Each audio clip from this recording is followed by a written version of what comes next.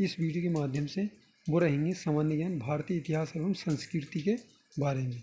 तो दोस्तों सबसे पहले हमारा क्वेश्चन दिया गया है, बिसनदान हिंदू चित्रकार था जो जहांगीर द्वारा ईरान के शासक अब्बास प्रथम का छायाचित्र बनाने के लिए भेजा गया था। ठीक है। नेक्स्ट पॉइंट है हमारा, एलोरा की गुफाओं में ब्राह्मण, बौद्ध तथा जैन मंदिरों, विहारों तथा चैत्यों का निर्माण राष्ट्रकूट वंशों के शासनकाल में हुआ था।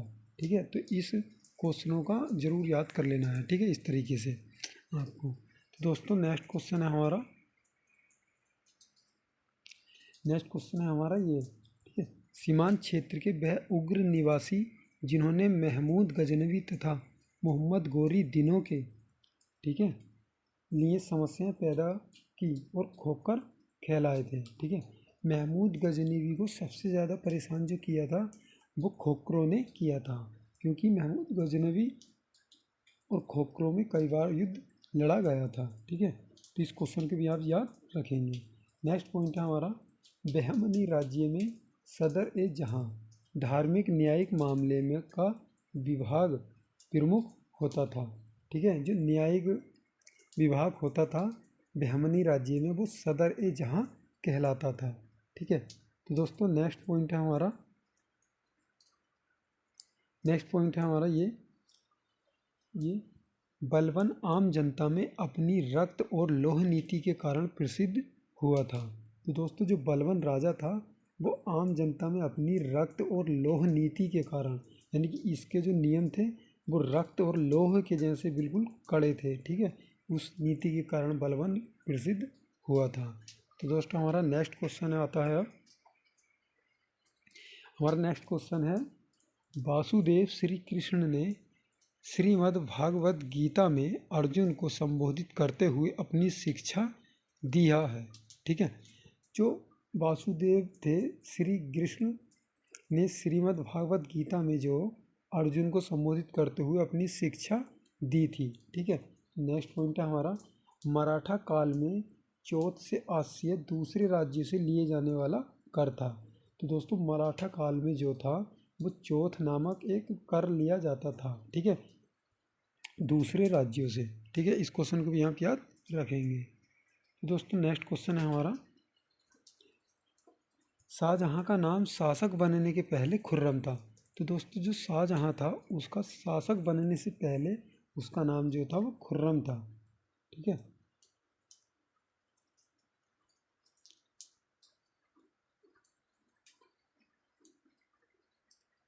नेक्स्ट है हमारा क्वेश्चन, दीन इलाही अकबर के द्वारा चलाया गया एक धार्मिक आंदोलन था। तो दोस्तों दीन इलाही जो था वो अकबर के द्वारा चलाया गया एक धार्मिक आंदोलन था। ठीक है, एक धार्मिक आंदोलन। तो दोस्तों बात करते हैं अपने नेक्स्ट प्रश्न की तरफ बढ़ते हैं। हमारा प्रश्न क्या कह रहा है कि हुमायूं का अर्थ भाग्यवान, परंतु वह एक अत्यधिक दुर्भाग्यशाली व्यक्ति था। वह जीवन भर ठोकर खाता रहा और ठोकर खाकर ही उसकी मृत्यु हो गई थी।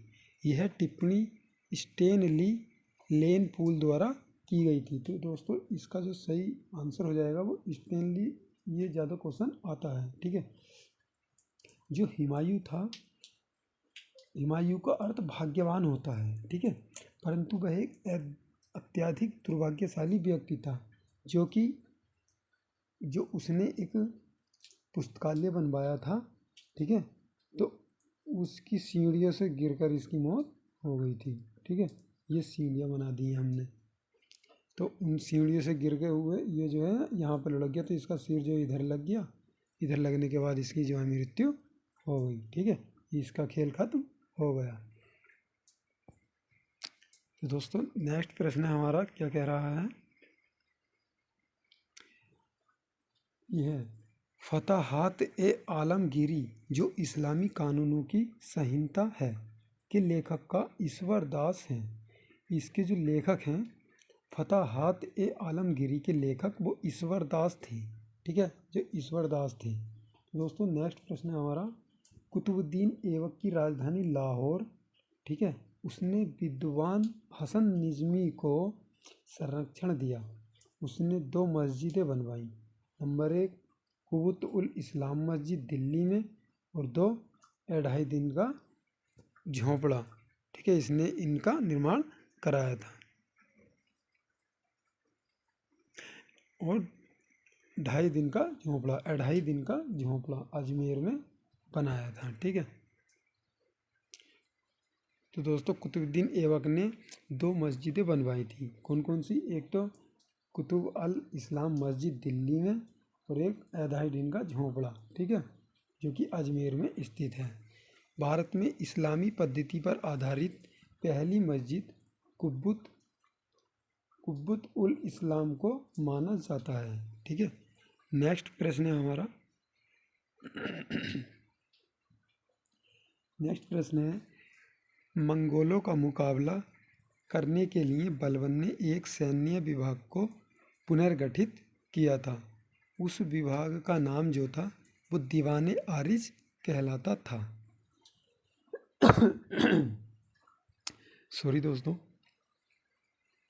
उस विभाग का दीवाने आरिज नाम कहलाता था, ठीक है। तो दोस्तों हमारे यूट्यूब चैनल को सब्सक्राइब जरूर कर लेना। हमारे चैनल पर 1000 सब्सक्राइब कंप्लीट हो चुके हैं, ठीक है। हमारा इसी तरीके से उत्साह बढ़ाते रहें। यूट्यूब के सर्च बार में जाइएगा, वहाँ पर सर्च कीजिए सागर स्टडी पॉइंट्स, आपको सबसे ऊपर हमारा चैनल मिल जाएगा, ठीक है, जिस पर लिखा लोगो पर है SSP, ठीक है। दोस्तों लिंक भी दिया गया है PDF में, अगर आप PDF लेना चाहते हैं तो संपर्क कर सकते हैं। तो दोस्तों अब बात करते हैं स्वतंत्रता आंदोलन के बारे में। जो भारतीय राष्ट्रीय थे उनके सामान्य ज्ञान है, उनसे रिलेटेड राष्ट्रीय स्वतंत्रता आंदोलन के सामान्य ज्ञान, ठीक है। बहुत ही महत्वपूर्ण क्वेश्चन हम ये लेकर आए हैं। दोस्तों हमारा पहला क्वेश्चन है, अबुल कलाम आज़ाद कांग्रेस प्रेसिडेंट थे जिसने 1942 में क्रिप्स के साथ तथा शिमला कॉन्फ्रेंस में बेबल के साथ वार्ता की थी, ठीक है। जो कौन थे? अब्दुल कलाम आज़ाद, ठीक है। नेक्स्ट प्रश्न है हमारा दोस्तों, नेक्स्ट प्रश्न है हमारा, गांधी जी द्वारा 1930 में दांडी नाम स्थान पर कानून भंग करने के साथ सविनय अवज्ञा आंदोलन की शुरुआत की थी, ठीक है। तो गांधी जी द्वारा दांडी मार्च कब हुआ था? तो दांडी मार्च 1930 में हुआ था, ठीक है। और उन्होंने सविनय अवज्ञा आंदोलन की शुरुआत की थी, ठीक है, बाद में। दोस्तों नेक्स्ट क्वेश्चन है हमारा ये, होम रूल आंदोलन के नेताओं ने होम रूल शब्द आयरलैंड के सदस्यता आंदोलन से ग्रहण किया था। तो दोस्तों ये होम रूल जो था वो आयरलैंड से लिया गया है, ठीक है। नेक्स्ट प्रश्न है हमारा असहयोग आंदोलन की वापसी से संतुष्ट चित्तरंजन दास, ठीक है, एवं मोतीलाल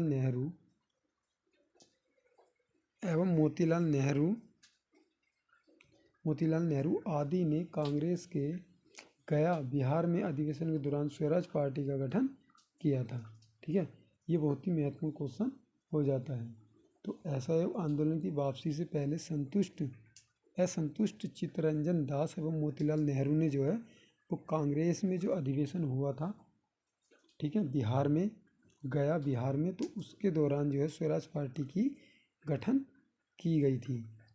तो नेक्स्ट प्रश्न है दोस्तों हमारा, दादा भाई नौरोजी ने poverty and un British rule in India, ठीक है, ये पुस्तक का नाम है, लिखकर अंग्रेजों द्वारा भारत के आर्थिक शोषण को उजागर किया था। तो दोस्तों एक बात आ जाती है कि पुस्तकों से रिलेटेड भी क्वेश्चन आपके लिए एग्ज़ाम में पूछे जाते हैं, तो उसी से रिलेटेड ये क्वेश्चन है, दादा भाई नौरोजी ने कौन सी पुस्तक लिखी है, ठीक है। तो poverty and un British rule in India जो है दादा भाई नौरोजी की पुस्तक है, जिसने अंग्रेजों द्वारा भारत के आर्थिक शोषण को उजागर किया था इस पुस्तक ने, ठीक है। तो दोस्तों नेक्स्ट प्रश्न है हमारा, सन 1943 में नेताजी सुभाष चंद्र बोस ने बिहार आज़ाद कराने के लिए सिंगापुर में एक अस्थायी सरकार की घोषणा की थी। ठीक है, तो 1943 में जो है 1943 में जो है सुभाष चंद्र बोस ने बिहार आज़ाद कराने के लिए सिंगापुर में एक अस्थायी सरकार की घोषणा की थी। ठीक है, ये क्वेश्चन भी आपको याद रख लेना है। तो नेक्स्ट क्वेश्चन है, वर्ष 1928 में लाहौर में सैंडर्स की हत्या के आरोप में भगत सिंह एवं उनके साथी को 23 मार्च 1931 को फांसी दी गई थी। तो दोस्तों यह क्वेश्चन आपसे कई बार पूछ लिया गया है। ठीक है, कि 23 मार्च 1931 को किन 3 जनों को फांसी की सज़ा सुनाई गई थी।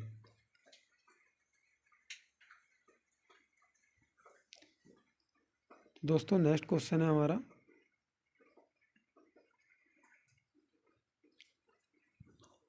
नेक्स्ट क्वेश्चन है, कड़े विरोध के कारण 1911 ईस्वी में सरकार को वंग का आदेश वापस लेना पड़ा और यह निर्णय वर्ष 1912 में लागू हुआ था। सन 1912 में लागू हो गया था। इन्होंने पहले मांग उठाई थी 1911 में और बाद में जो है इसे वापस लेना पड़ा था और यह निर्णय सन 2012 में जो है 1912 में यह लागू पूर्ण रूप से हो गया था। दोस्तों नेक्स्ट क्वेश्चन है हमारा, अब हम भारत को विदेशी दासता से मुक्त कराने के लिए खुला संघर्ष करेंगे और आप मेरे कामरेड और सभी देशवासी इस संघर्ष में शामिल होने के लिए आमंत्रित हैं। यह किसने कहा था? यह 2 लाइन किसने कही थी? उक्त शब्द लाहौर अधिवेशन में अपनी अध्यक्षीय भाषण में जवाहरलाल नेहरू ने कहे थे। ठीक है, तो ये किसके शब्द हैं? पंडित जवाहरलाल नेहरू ने ये शब्द कहे थे। कहाँ? लाहौर अधिवेशन में। कांग्रेस का जो लाहौर अधिवेशन हुआ था उसमें जवाहरलाल नेहरू जो है अध्यक्ष थे, तो उन्होंने यह शब्द कहे थे। नेक्स्ट प्रश्न है,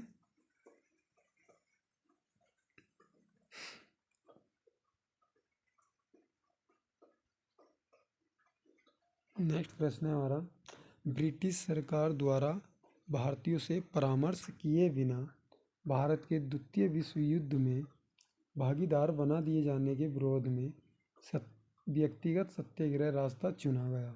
ठीक है, जो कि 17 अक्टूबर 1940 को इस प्रकार का सत्याग्रह करने वाले सर्वप्रथम व्यक्ति विनोबा भावे माने जाते हैं। ठीक है, जो इन्होंने सत्याग्रह किया था व्यक्तिगत सत्याग्रह, तो वह 17 अक्टूबर 1940 को इन्होंने यह सत्याग्रह किया था। किन्होंने? विनोबा भावे ने। ठीक है, इसका राइट आंसर हो जाएगा। तो दोस्तों नेक्स्ट क्वेश्चन है हमारा,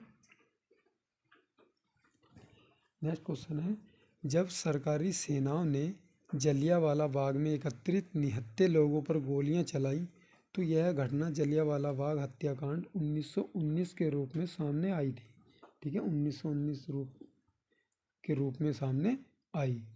बाग में एकत्रित लोग 2 लोकप्रिय नेताएं, जिनमें एक थे सत्यपाल एवं एक थे सैफुद्दीन किचलू, की गिरफ्तारी का विरोध कर रहे थे। इसी गिरफ्तारी के कारण जो जलियांवाला बाग हत्याकांड था उसमें जनरल डायर ने अंधाधुंध जो है जनता पर गोलियां चलवा दी थी।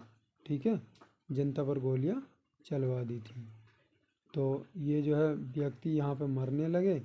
ठीक है, तो यहाँ पे जो है बहुत व्यक्ति मारे गए थे।